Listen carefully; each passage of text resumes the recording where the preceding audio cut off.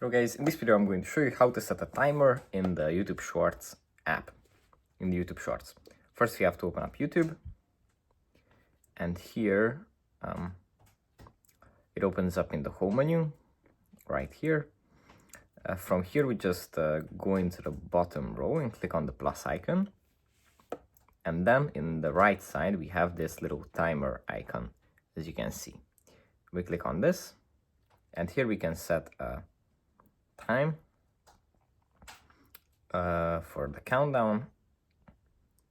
And yeah, for example, if we set the countdown to 10 seconds and we click on start, there's going to be a 10-second countdown before the video starts.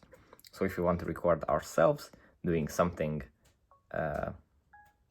for the short, then we can use this one. But yeah, that's basically it for this video. I hope it was helpful for you guys, and I'll see you in the next one. Bye.